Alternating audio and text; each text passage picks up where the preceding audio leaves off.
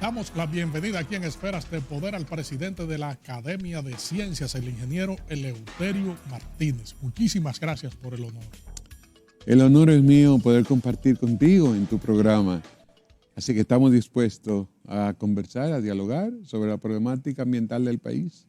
Fíjese, usted que tiene una trayectoria de defensa, de construcción y de una especie de centinela de la ecología del país, las áreas protegidas, el medio ambiente, creo que es más que apropiado porque además de ser una autoridad en la materia, es el presidente de la Academia de Ciencias de la República Dominicana. Y quisiéramos, en torno al medio ambiente, concentrarnos en áreas específicas y que llaman la atención en los actuales momentos. Por ejemplo, los incendios forestales, la sequía, las amenazas a nuestras cuencas hidrográficas, ríos, arroyos, cañadas, que son fuentes de producción de agua. Así es. ¿Cómo anda el país en primer lugar con los incendios forestales que han surgido por doquier? Gracias por darnos la oportunidad de poder dialogar sobre toda esta problemática del ambiente en la República Dominicana. Yo no seré un centinela, como tú dices, porque el centinela está a las 24 horas, pero toda mi vida ha sido dedicada a estudiar medio ambiente. Y no solamente para escuchar lo que el otro dice o para recoger alguna información que aparezca en la prensa. No, yo soy actor de primer orden cuando se habla de medio ambiente. Acabamos, en estos momentos, que te hice esperar unos minutos, es porque estaba regresando de hacer un recorrido por todos los ríos que están en el Cibao, prácticamente desde aquí de Santo Domingo. Y puedo decirte que son los ríos que están ahora mismo en su estado más crítico. Para que tú tengas una idea, es decir, los ríos que siempre van con agua son los ríos que están en la vertiente norte de la cordillera central. ¿Por qué? Porque los vientos, tú sabes que la humedad llega al país a través de los vientos que vienen del Océano Atlántico. Y que el primer muro de contención, si bien es cierto, los Haitises y después la cordillera septentrional, es decir, desde Nagua hasta Miches, es por donde entra la humedad realmente a la isla, no solamente a República Dominicana. Es decir, ¿por qué viene del Atlántico? Por eso se llama el anticiclón oceánico, o por lo menos los vientos alisios del nordeste. Es porque el mar, el océano Atlántico, es donde recibe los vientos de altura que al caer al mar entonces arrastran toda la humedad hacia tierra firme. Toda esa humedad cuando viene y choca, primero con la cordillera septentrional, comienza a elevarse. Tan pronto comienza a elevarse, comienza la precondensación. Sí. Y entonces eso que se fue precondensando, al llegar a la montaña de la cordillera central, entonces comienzan las lluvias. Pero como muy bien tú señalas, acabamos de pasar una temporada de incendios muy fuerte, muy fuerte. Una de las más fuertes que se han dado en los últimos 50 años. En los últimos 50 años, es decir, los últimos 10 años del siglo pasado y los 20 años y los 20 y tantos años que ya va de este siglo. Ha sido una sequía rampante la que hemos vivido en República Dominicana. ¿Y cuál es el parámetro para tú saber realmente cuál ha sido el impacto de la sequía o qué tan drástica ha sido la sequía? Los ríos. La respuesta no se hace esperar, porque cuando tú no tienes lluvias en la cabecera de los ríos, los manantiales comienzan a menguar. Y te cuento lo que acabo de ver, que eso sí es noticia. Es que vengo de allá para acá, de los últimos ríos que observé, acabo de observar, está el río Mao. El río Mao es de los ríos con más estabilidad de cauce, porque tiene una buena cobertura en su cabecera. Sin embargo, la cantidad de incendios que se han dado en toda la cuenca, la cuenca de captación, los bosques son como alfombra verde que están tendida en el lomo de la montaña. Sí, cuando se le pega fuego o cuando comienza a arder una zona pinera, las llamas convierten en ceniza todo el verde que tú podías ver. Es decir, de verde te pasa a gris. Y uno de los ríos que más ha sufrido consecuencias ha sido el río Mao. Ahora mismo la presa Monción, porque las aguas de Río Mao son aprovechadas en la presa Monción, la presa Monción está en sus niveles más bajos. Si había podido traerte las imágenes, tú lo que ves es la parte seca, la parte donde el agua debió estar a su máximo nivel y está en el último nivel. Es decir, una de las presas que está más seca ahora mismo es la presa Monción. Y te cuento otra, la primera gran presa, que es la presa de Tavera. La presa de Tavera también está exhausta. Imagínate los sedimentos que van entrando a la presa. Cuando viene el río Yaque del Norte de Jarabacoa, los sedimentos que ha ido depositando, tú ves la presa de Tavera casi seca. Y la presa que le queda al lado, que es la presa de Bajo, recuérdate que es un complejo. El complejo Tavera Bajo y después López Angostura. Son 3 grandes lagos y prácticamente seco. Todo eso se debe a la gran sequía que hemos tenido a lo largo del año. ¿Y la de Sabana Yegua? La de Sabana Yegua es la presa que más ha sufrido de todas. Sabana Yegua, la que tenemos en Azua, ¿verdad?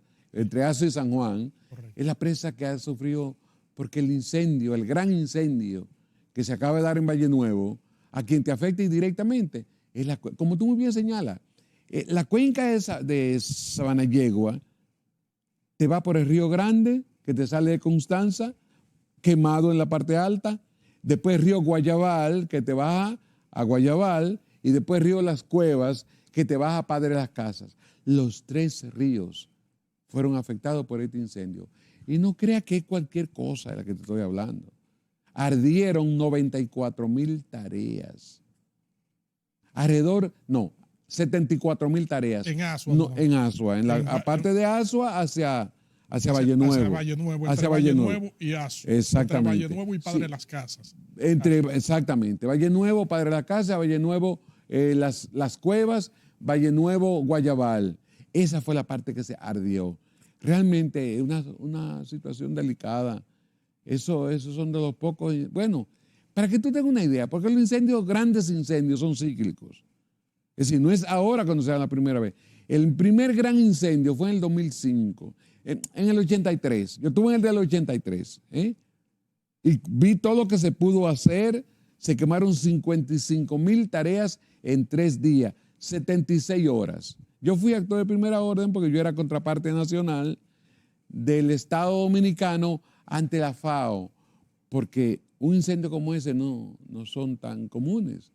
Y cuando el gobierno vio que se quemaron 55,000 tareas en 76 horas, eso fue una alarma nacional. Esas 55,000 tareas, ¿dónde se quemaron? Fundamentalmente en la cuenca del río Nizao. Comenzando en la parte alta del río Nizao o la cuenca del río Los Patos, que es el que está más de Alto Bandera, en el frente de Alto Bandera. Entonces ahí comenzó el gran incendio. Y después se extendió hacia la Loma del Pajón Blanco, después hacia el Monte Tina, al oeste de Alto Bandera, y te comienza a bajar entonces hacia la zona de Constanza, El Castillo, Montellano, La Siberia. Toda esa zona ardió hasta quedar prácticamente sin pino, porque es pino fundamentalmente de esa zona de ahí. ¿Y por qué tanto el pino? Porque el pino verde te arde más rápido que el pino seco. Entonces, ¿dónde que se frena? Cuando te llega el ébano verde, afortunadamente. Entonces, en total estamos hablando de cuántos incendios y qué cantidad de bosques. Pero te lo explico. En el 1983 se te quemaron aproximadamente 55,000 tareas. Después, el otro gran incendio del 2005, ese fue más hacia la cordillera, a caminarte el río Yaque del Sur y llegarte al Pico Duarte. Rara vez los incendios te llegan hasta el Pico Duarte. ¿Por qué? Porque en el Pico Duarte, no solamente porque es una montaña que está a 3 kilómetros de altura, imagínate de 3 kilómetros verticales, las llamas te llegan justamente hasta los 2,000 metros, hasta los 2 kilómetros de altura. Pero ya ahí seguir avanzando es más difícil por el frío y la humedad que se da en la noche. En la noche prácticamente el fuego no avanza porque todo está prácticamente congelado. Pero en el 2005, los incendios comenzaron en el área de San Juan de la Maguana, pero José del Carmen Ramírez, te comenzaron a ascender, te cubrieron el río Mijo completo, después del río Mijo se te acerca el río Blanco, y después del río Blanco te llegan a la misma falda del Pico Duarte, te atraviesan por la derecha y te llegan a la compartición. Y de compartición te llegan a Agüita Fría. En Agüita Fría que nace el río Yaque del Sur. Y al otro lado te sale el río Yaque del Norte. Se quemó hasta la cabecera el Yaque del Norte. Y por el otro lado, al norte de La Pelona, que tenemos el río Bao, hasta ahí llegó el incendio. Es decir, fue una cosa extraordinaria. El incendio del que yo tengo memoria y conocimiento más grande del mundo o más grande de la Cordillera Central fue justamente en el 2005. Ya en el 2014 se da el otro gran incendio en Valle Nuevo. A ese sí ya tengo datos específicos. Ahí se quemaron 94,000 tareas.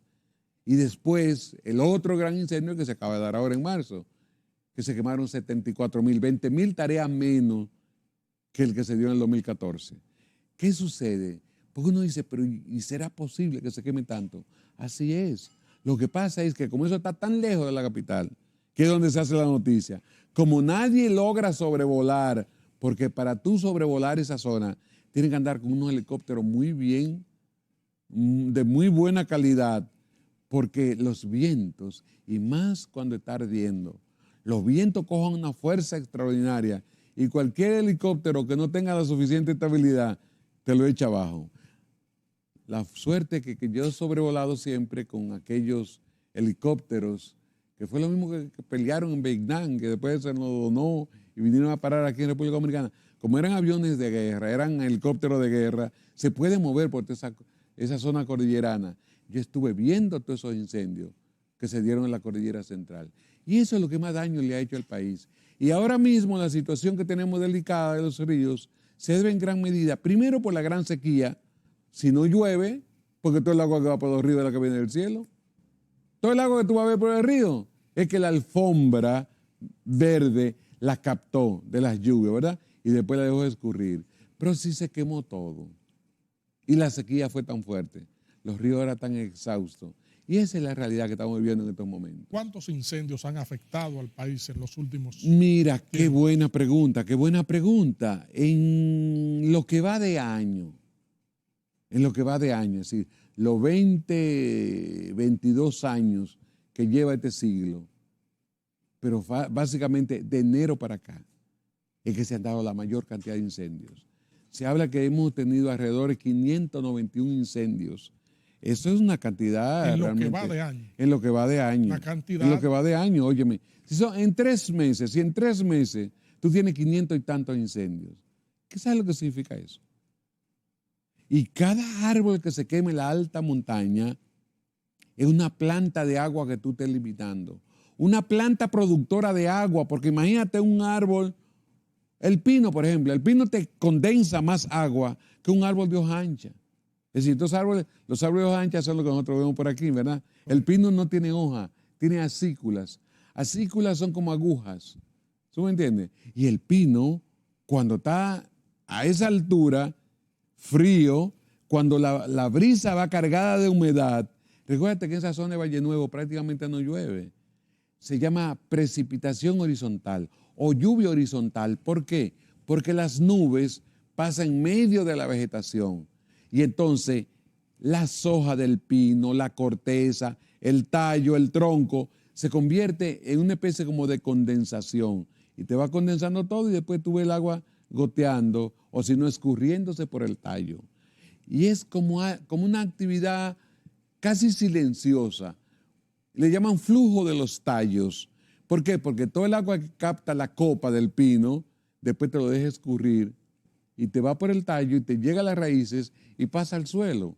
Y tú no ves que ha llovido. Sin embargo, le está aportando agua al suelo. Y por eso es que esos pinos no pueden eliminarse, porque cada planta es una planta de agua en sí, porque ella está atrapando la humedad y le está escurriendo y está recargando la napa freática.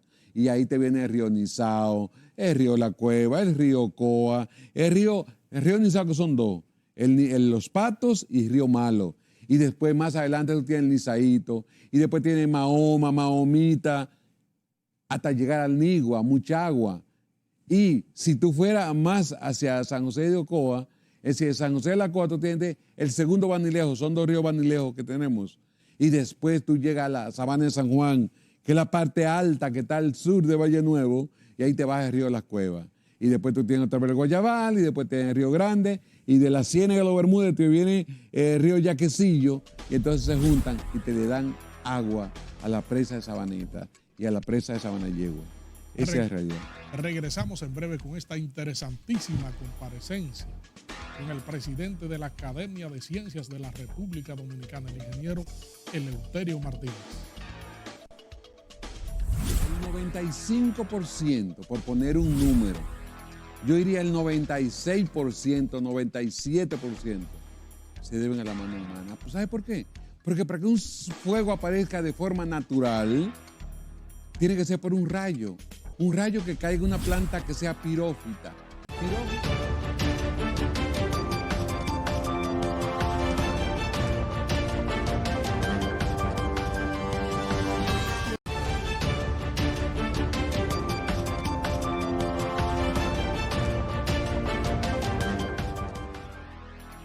Estamos conversando aquí en Esferas de Poder con el ingeniero Eleuterio Martínez, prestigioso ambientalista del país, presidente de la Academia de Ciencias de la República Dominicana. Don Eleuterio, fíjese, cada vez que prolifera un fuego forestal, la gente se pregunta siempre, ¿es espontáneo o es provocado? Esa es la conjetura que lleva también a las autoridades a desplegar investigaciones. Todos estos incendios que se han producido en los últimos días tienen una mano oculta.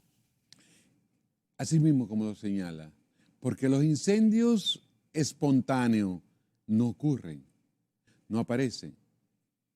El 95%, por poner un número, yo diría el 96%, 97%, se deben a la mano humana. ¿Sabe por qué?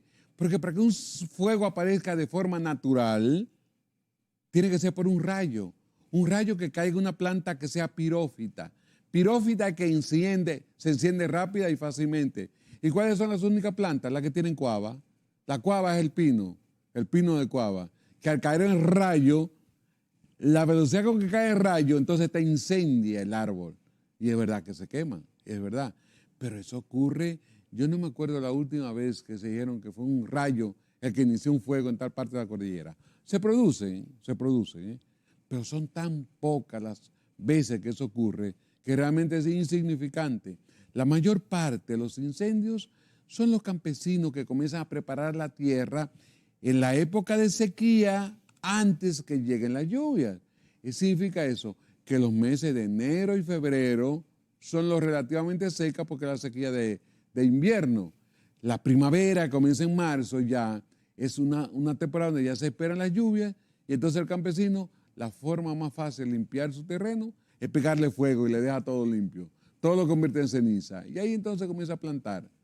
Pero es un error pensar que el poquito de ceniza, es verdad que le sirve de abono, pero lo que tú tienes ceniza, con la primera lluvia, con la primera gota que comienzan a caer, se te arrastra y se te va.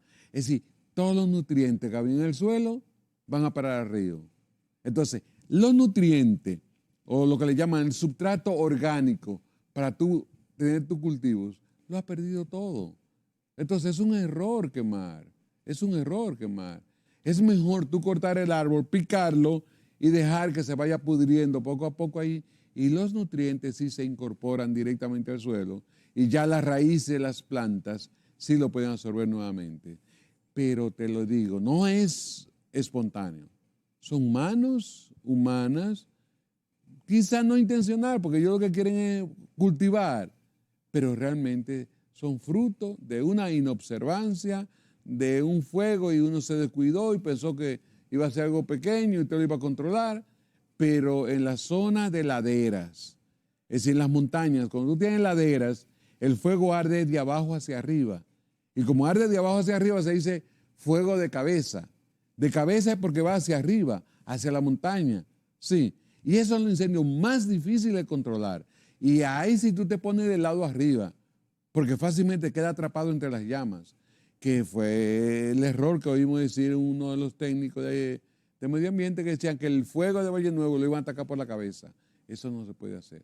Primero porque es que tú no tienes cuando el humo y el viento van en esa dirección, las llamas te arropan fácilmente y es una desgracia. lamentablemente usted tiene que trasladarse varios, hasta 100 o 200 metros más allá donde está el fuego y comenzar a hacer una especie como de carretera o una barrera natural para que cuando el fuego llegue hasta ahí, entonces se para. Porque en Valle Nuevo lo que tenemos más, lo que arde más fácil es el pajón blanco. El pajón blanco es una hierba que aparece en esa zona, propia de esos lugares, ¿no? Te arde fácilmente, entonces si tú barriste o eliminaste todo el pajón blanco, entonces el fuego no más llega hasta ahí, porque en tierra firme no va a arder. Entonces esa es una de las técnicas que se utilizan para detener los fuegos. Pero la causa originaria de los incendios casi siempre son las actividades agrícolas. En esta combinación tan explosiva, incendio y sequía, ¿cuántos ríos están en estado de languidecimiento? Sí, yo te digo nombre, porque es lo que yo he visto, pero la mayor parte de los ríos del país está en situación delicada. Si tú sales de aquí, el Jaina siempre tiene agua, porque el Jaina es una ría, no un río. El Jaina en su desembocadura, ría significa que no es que el río llega al mar, es que el mar penetra. Nosotros tenemos la ría Osama, es porque el agua del mar te adentra aguas arriba, te llega a los Tres Brazos y todavía sigue hasta el Cachón de la Rubia y te sigue hasta Cancino y te llega al acueducto Barrera de Salinidad. Por eso se llama Barrera de Salinidad, porque es una barrera para que la sal del mar no siga avanzando. Y uno dirá, pero ¿y eso es posible? Así es. Son cuñas de sal remontante que se van dando en los ríos. Y a veces tú ves que el agua va corriendo por arriba hacia el mar, pero por debajo va avanzando el agua marina, la intrusión salina. Por eso que tú tienes manglares, porque da que el mangle se dan agua salobre. Es decir, donde tú tienes la mezcla de agua salada y agua dulce. Tú tienes mangle del puente de la 17 a ambos lados, más de aquel lado, porque de este lado Las Cañitas, Simón Bolívar, Capotillo, La Sursa, han impedido de que eso lo han depredado y han rellenado y han construido encima de relleno a la orilla del río. Pero normalmente esa zona estaba cubierta de mangle. De aquel lado, tú ves los Tres Brazos, los mismos Tres Brazos, todo está lleno de mangle. Y si tú sigues hacia el Cachón de la Rubia, en el mismo Cachón de la Rubia tú tienes mata de mangle. Eso indica que la cuña de sal llega hasta esa zona. Y si vamos por el Isabela, te cruza el puente Máximo Gómez, te sigue hasta Puerta de Hierro, y en Puerta de Hierro, que ya es la curva del río Isabela, y ahí tú tienes mangle. Eso indica que la cuña de sal te está llegando hasta esos lugares. Si no llegara la cuña de sal, no hubiera mangle. Significa entonces que los ríos prácticamente van desapareciendo. Pero te digo después, el río Nigua está seco. Un hilito de agua al llegarte a San Cristóbal. Pero el río Yubazo, que le queda al lado, ese nada más tiene piedra. Ahí eso no hay una gotita de agua. Tú sigues el río Nizao. El río Nizao, imagínate, las ganceras han hecho fiesta con él y se lo comieron. En el puente de Lucas Díaz tú irás un charquito, uno que otro charquito. Pues después el río está seco totalmente. Pasa por Baní, en la misma ciudad de Baní. El río Baní está seco totalmente. Sigue más adelante, pasa por los pilones que vienen de Ocoa, totalmente seco también. Pasa por Asua. Asua tú no ves río porque hay ya en la ciudad. El mismo centro de la ciudad cruza el río Vía. Y el río Vía seco también. Cruza y ya en la parte oeste el río Irabón, que viene de Peralta, prácticamente seco también. Ahora mismo está seco, seco, seco. Más adelante tiene el río Jura. El río Jura te viene del Alto Valle Nuevo, de la zona de Valle Nuevo, pero la parte sur, la vertiente sur, que en vez de bajar hacia la zona de San Juan de la Maguana, te viene hacia Asua. El río Jura ahora mismo, piedra, es lo único que tuvo en el cauce. Va más adelante el río Tábara. El río Tábara nada más tiene piedra también. Sigue más adelante, ya estaba llegando a Vicente Noble, a Tamayo. Ahí sí viene el río Yaque del Sur y viene con un poquito de agua. Oye, todos los ríos que te he mencionado en la costa sur, solamente el río Yaque del Sur es que tiene un poquito de agua. Si te vas ya en la Sierra de Neiva, no tenemos río de importancia, salvo el río Panzo, que es el que te baja por Galván, y ese nada más tiene piedra.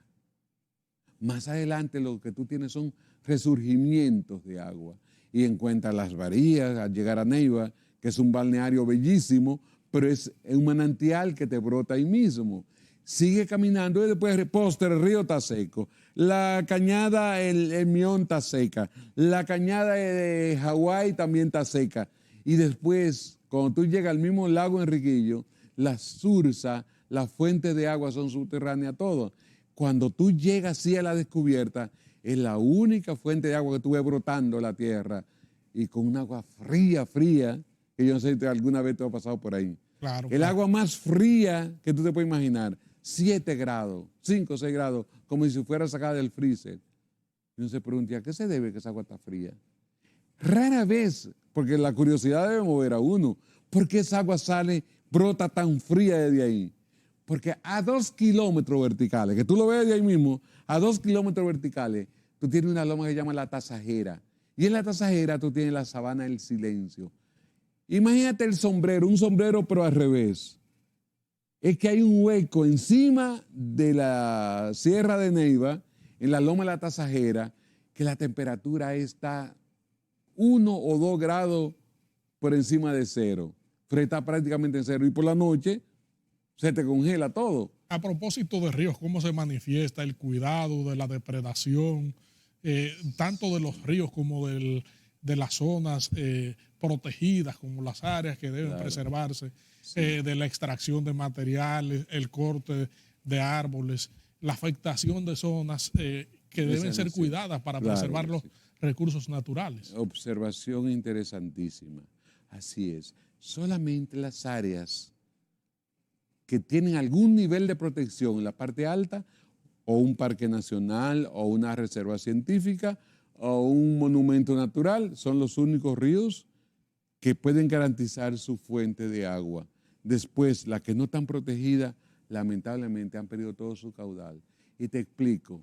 Tú tienes el Armando Bermúdez del lado norte de la cordillera septentrional y el José del Carmen Ramírez. Como el José del Carmen Ramírez está depredado, todos los ríos que van hacia la presa de Sabana Yegua, como hablamos, están prácticamente secos. Solamente los ríos que vienen un poquito hacia Tavera, que ahora mismo están secos también, porque la sequía y los incendios se han encargado de hacer fiesta con todo eso. Pero después, tú vienes en el Parque Nacional Luis King, el Parque Nacional Máximo Gómez, que lo tenemos aquí encima de la presa de Valdesia. El agua que viene aquí a Santo Domingo, viene de esos parques. La Humeadora, que es el que está después de la Villa Altagracia, y después al este de San José de Ocoa, que tú tienes el Padre Luis King. Esos son los únicos ríos que sí tienen agua. Y se mantienen porque, como tú muy bien señalas, ese cuidado lo tiene que tener el medio ambiente porque son parques nacionales o son reservas científicas. La loma La Barbacoa, esa famosa loma que tú ves cuando tú vas hacia el sur, cuando tú pasas de San Cristóbal y vas hacia Baní, esa montaña que tú ves con un sombrero de nube todo el tiempo, porque es un bosque nublado el que tiene en la cabecera, esas son las fuentes de agua segura porque la están cuidando como un área protegida. En este caso, una reserva científica. Es decir, que así es, solamente los ríos que tienen un nivel de protección adecuado en su cabecera son los que tienen agua. Antes de finalizar y brevemente, ¿no hay suficiente cuidado en nuestro medio ambiente para preservar los ríos y las áreas? Como te digo, solamente las zonas que tienen un cuidado obligatorio, porque para ser parque nacional tiene que tener una vigilancia. Solamente esas zonas son las que se mantienen en mejores condiciones, pero hay también mucha deficiencia. Hay en áreas, por ejemplo, como en la Sierra de Boruco, que hablábamos hace un ratito, que donde vienen en la frontera, en la misma frontera, que hay ese bosque que está de este lado, es porque tiene un nivel de protección adecuado, no tan adecuado que digamos, porque la zona de los arroyos, Agua Negra y La Mencía, que es la parte que da hacia Pedernales, está muy descuidado, muy descuidado. Sin embargo, del lado norte hasta Puerto Escondido, como hay unos puestos militares ahí, esos se han cuidado un poquito, se mantiene un poquito. Pero es lo como te digo, hay muchas zonas que es muy deficiente la conservación. Es mucho lo que hay que seguir hablando. Lamentamos que el tiempo haya terminado en una conversación tan fructífera, orientadora y profunda como esta. Esferas de Poder tendrá que traerlo nuevamente, extenderle una nueva invitación para seguir profundizando con temas que usted maneja al dedillo por su involucramiento por décadas en el ambiente ecológico, la preservación del medio ambiente, Esferas de Poder, siempre será un canal abierto. Muchas gracias. Y nosotros siempre estaremos dispuestos a venir a conversar y a dialogar con los amigos televidentes. Gracias a ustedes, amigos televidentes, por habernos acompañado en esta interesantísima comparecencia con el presidente de la Academia de Ciencias de la República Dominicana, el ingeniero Eleuterio Martínez. Proseguimos con nuestro contenido.